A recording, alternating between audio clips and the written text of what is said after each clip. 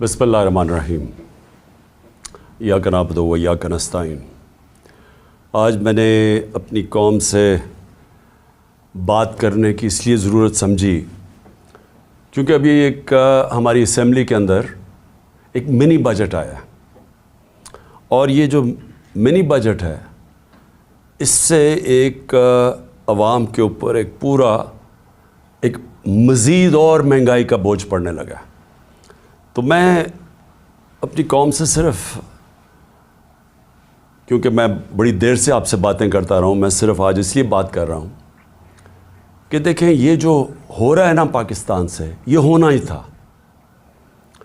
جب ہماری حکومت ہٹائی گئی تو میں تب سے کہہ رہا ہوں کہ ملک کے مسئلوں کا حل صرف ایک ہے، وہ الیکشنز کروائیں اور عوام کے مینڈیٹ سے ایک حکومت لے کے آئیں، جو حکومت پھر وہ فیصلے کرے ملک کے لیے جو مشکل فیصلے ہیں، لیکن کیونکہ عوام کے مینڈیٹ سے وہ حکومت آئی ہوگی وہ فیصلے کر سکے گی۔ اور میں تب سے کہہ رہا ہوں کہ الیکشن کے علاوہ پاکستان کے مسئلے مسائل کا کوئی حل نہیں۔ ہماری جب حکومت جو سازش ہوئی اور جب گرائی گئی تو میں نے یہ ایک چیز بار بار کہی کہ جو نئی حکومت آئے گی اس سے یہ ملک سنبھالا نہیں جائے گا۔ جو وہ آج کہتے ہیں جو صاحب کہ جناب عمران خان ملک برباد کرنے لگا تھا، اس کو بھی بتایا کہ دیکھیں اگر آپ نے اس وقت سیاسی استحکام نہ قائم کیا، یعنی کہ اگر پولیٹیکل انسٹیبلٹی آتی ہے تو یہ جو آپ نے چوروں کا پلندہ جو اکٹھا کر کے ہمارے اوپر مسلط کرنے لگے ہیں یہ نہیں سنبھال سکیں گے۔ تو آج یہ جو منی بجٹ ہے یہ ذرا پوری کہانی دیکھیں کہ 10-11 مہینے میں پاکستان کدھر سے کدھر پہنچ گیا۔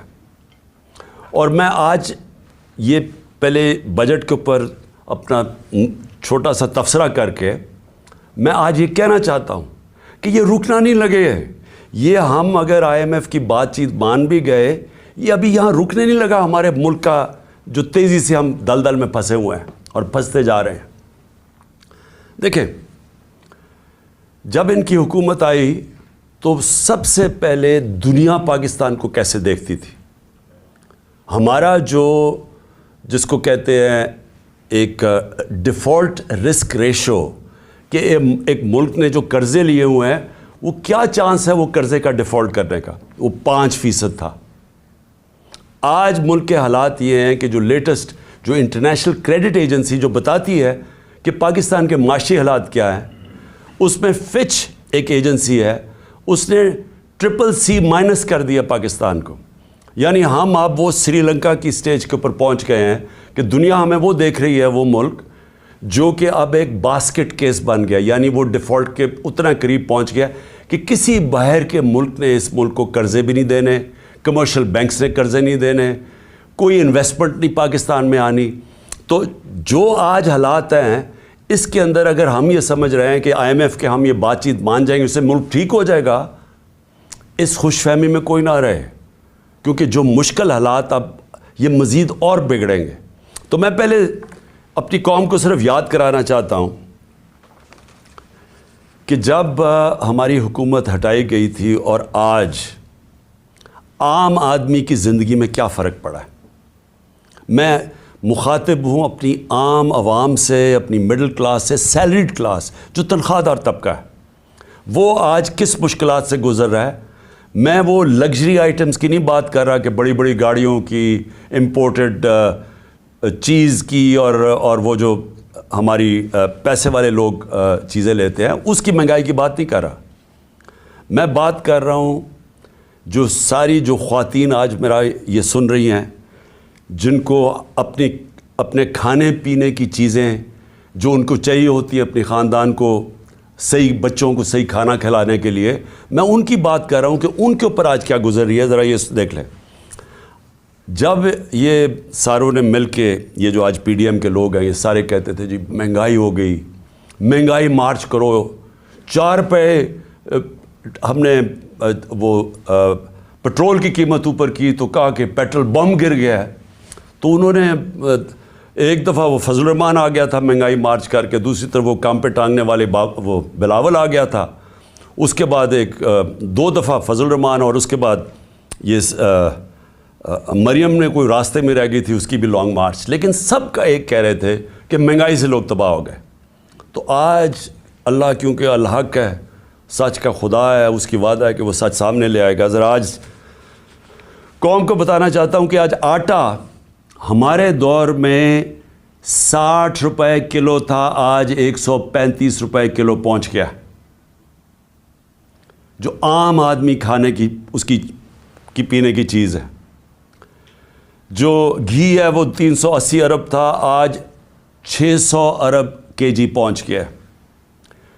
جو چکن عام آدمی کی، جو خاص طور پہ کبھی کبھی اپنے بچوں کو وہ چکن کھلاتے ہیں، وہ 335 روپے کے جی سے 700 روپے کے جی پہ پہنچ گیا. جو دالیں ہیں، جو عام آدمی گھروں میں، عام آدمی کی تو دال روٹی، پیاز کی قیمت دگنی سے بھی زیادہ ہو گئی ہے. دالیں گئی ہیں 250 روپے کے جی سے 400 روپے. اور اب کسان دیکھیں، ہمیں جب تک کسان کو نہیں اٹھاتے، اور جو ہم نے پوری کوشش کی اٹھانے کی، اور ماشاءاللہ ہمارے دور پہ آخری 2 سال میں کسانوں کے پاس ریکارڈ پیسہ آیا. ہم نے ان کو ٹائم پہ جو گنے کی فصل کٹتی تھی، شوگر مل سے ٹائم پہ پیسہ لے کے دیا، پوری قیمت لے کے دی، کٹوتی ختم کی، ٹائم پہ پیسہ ملونا اور اپنی زمینوں پہ لگایا. ریکارڈ 4 فصلوں کی ریکارڈ پروڈکشن 2 سال ہوئی ہماری، یعنی بمپر کراپس ہوئی. تو آج وہ جو یوریا استعمال کرتا ہے وہ 1668 روپے ہمارے دور میں تھا، آج یوریا گیا ہے 3000 روپے پہ. ہمارا جو پھر میں اور بھی چیزیں جو گھر بنانے کے لیے سریا لوگ استعمال کرتے ہیں، سیمنٹ استعمال کرتے ہیں، تو سیمنٹ گیا ہے 865 روپے سے 1062 روپے پہ. جو سریا استعمال کرتے ہیں وہ 2 لاکھ روپیہ ٹن سے، سلیب سے، وہ گیا ہے 3,05,000 پہ. 2 لاکھ سے 3,05,000 پہ. اب جن جو لوگوں نے گھر بنا رہے ہیں، کنسٹرکشن کر رہے ہیں، ان سب کو مشکلیں پڑ گئی ہیں. جو پروجیکٹس تھے ہمارے، مثلا آپ سڑکیں بن رہی تھیں، جو پرانے پروجیکٹس چل رہے تھے، ان سب میں مشکلیں پڑ گئی ہیں. ہم جو شوکت خانم بنا رہے ہیں، اور جو انشاءاللہ اس سال کی اینڈ میں کھلنا تھا کراچی میں، اب وہ سارے ہمارے جو ایسٹیمیٹس ہیں وہ سارے اپسیٹ ہو گئے ہیں. امپورٹس رک گئی ہیں، جو سٹیل کی امپورٹس تھی، کئی چیزیں رک گئی ہیں.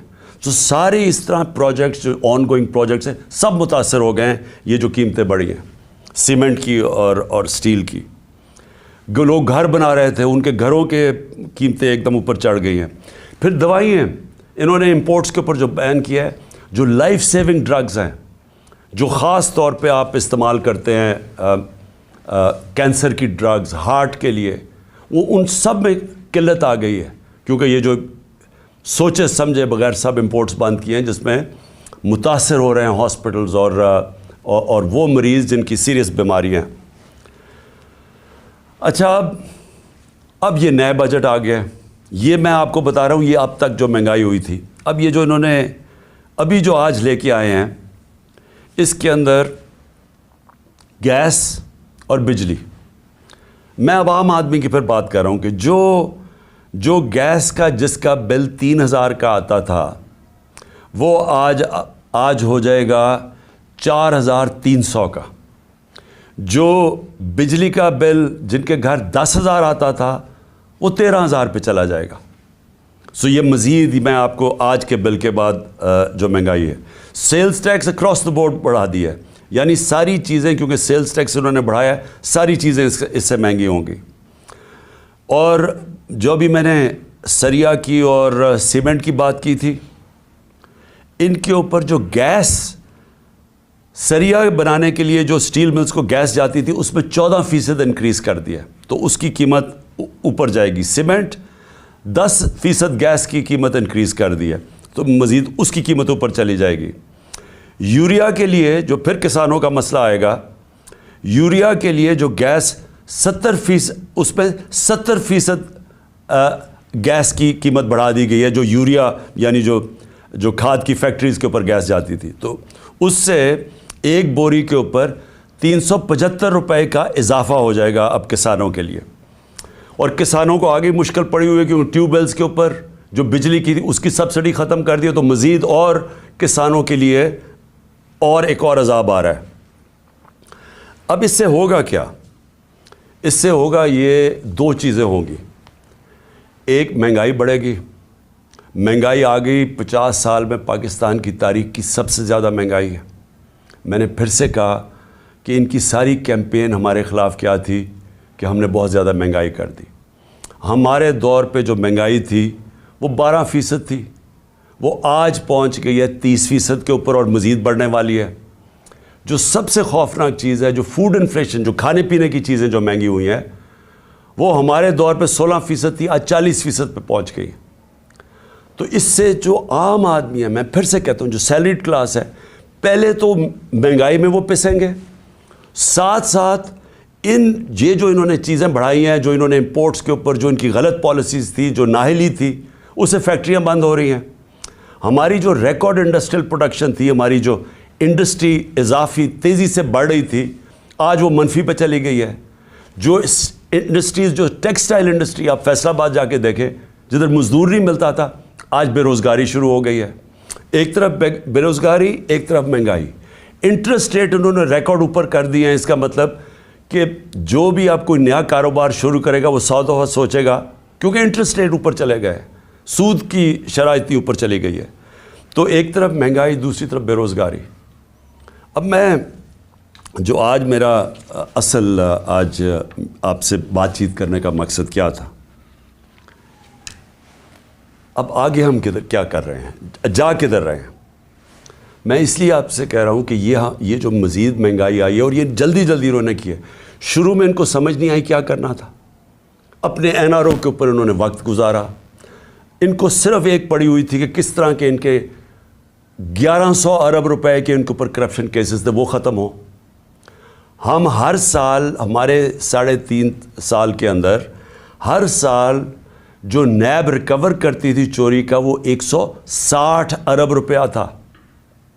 ہم نے 480 ارب روپیہ اپنے دور میں نیب نے ریکور کیا تھا.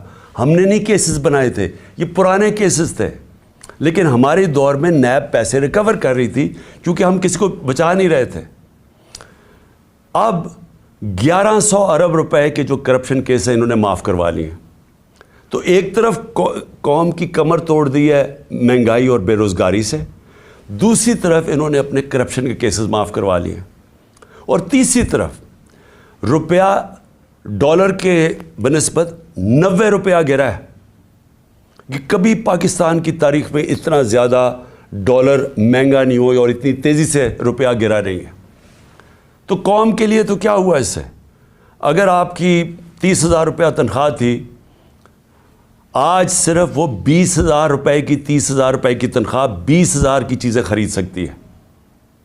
آج جو ڈی ویلیویشن ہوئی ہے، ساری قوم کا جو جیسے کہتے ہیں نا GDP، کیونکہ GDP ڈالر سے میجر ہوتی ہے، تو پر کیپٹا انکم ڈالر سے میجر ہوتی ہے، وہ ساری نیچے آ گئی ہے.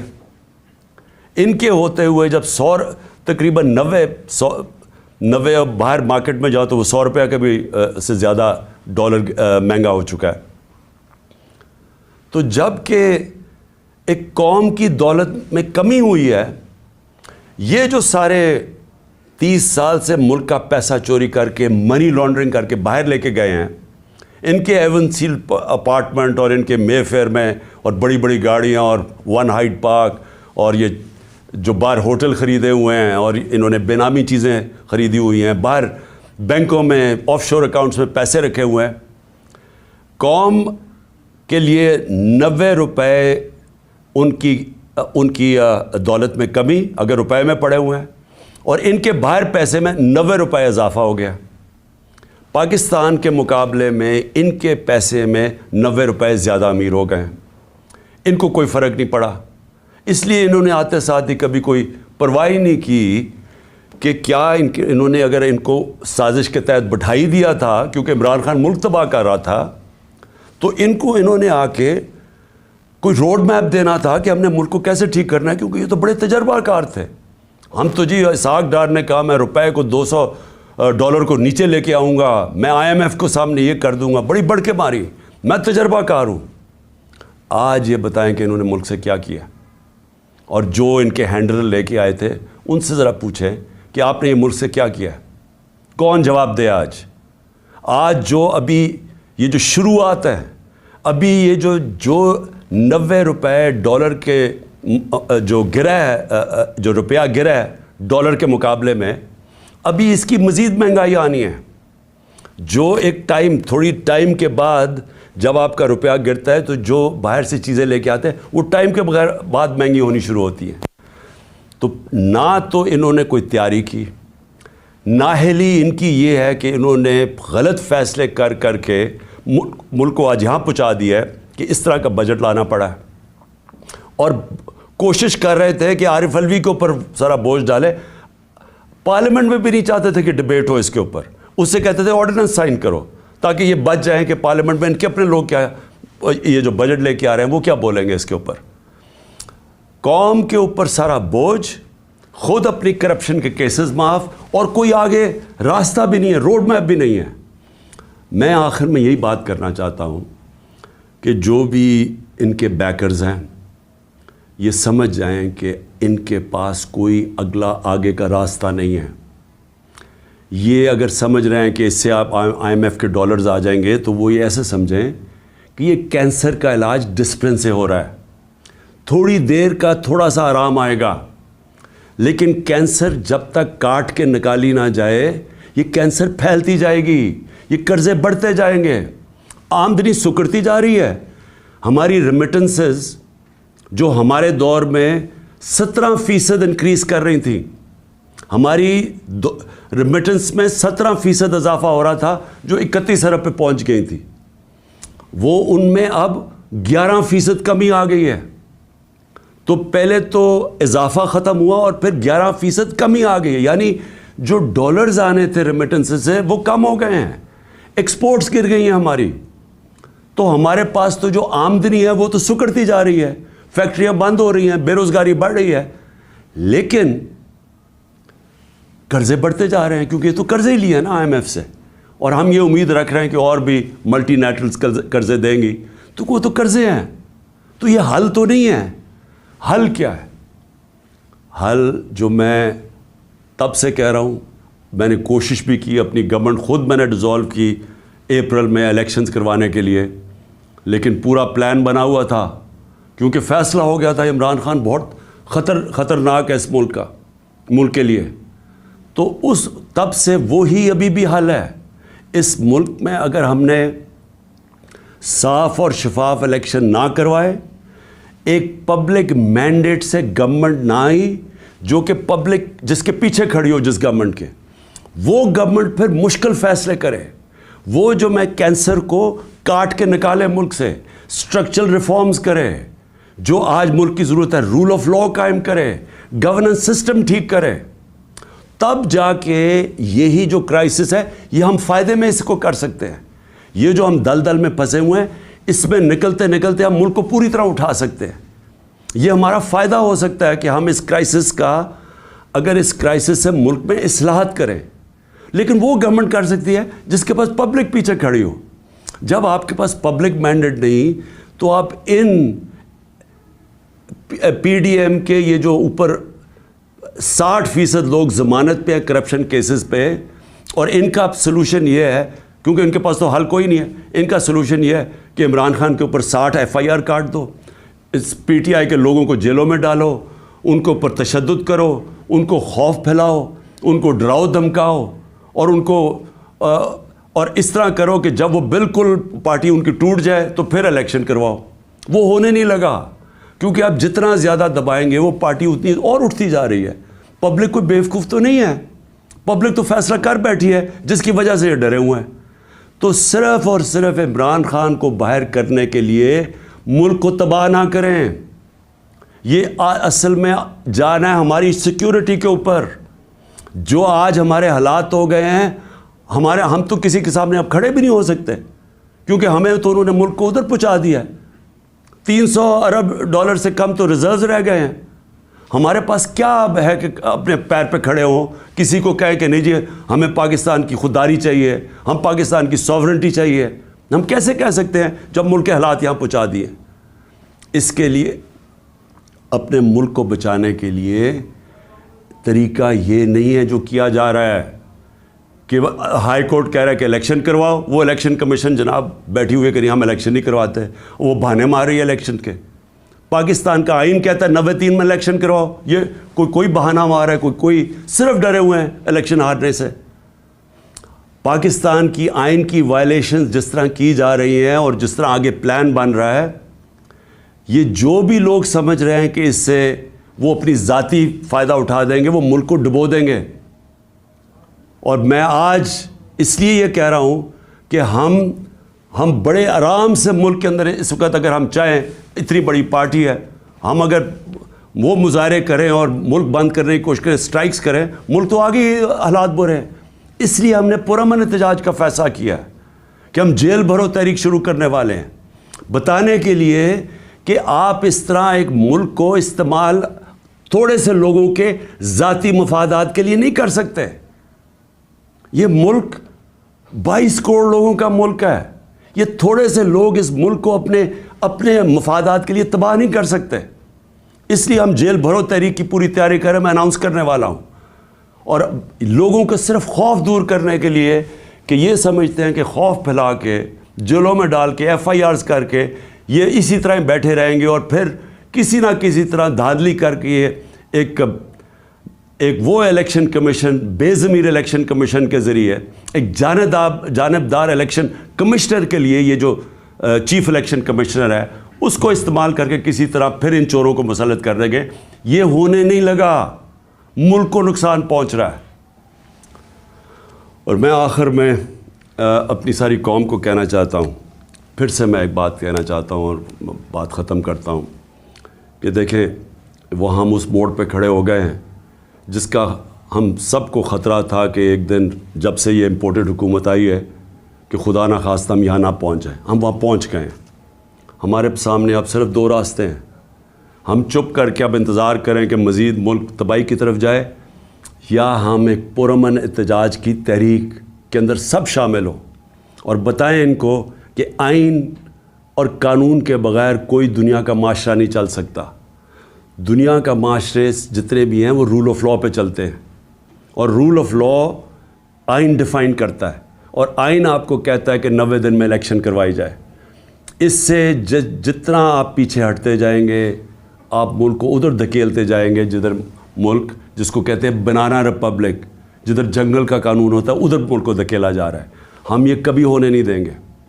اور میں نے صرف اپنے لوگوں کو بھی سب کو تیار کیا, اپنی قوم کو, کہ ہم ایک پرامن احتجاج کے لیے تیار ہو جائیں, کیونکہ مجھے ابھی تک کوئی نیت نہیں نظر آ رہی ان کی آئین کے اوپر چلتے ہوئے 90 دن میں الیکشن کروانے کی.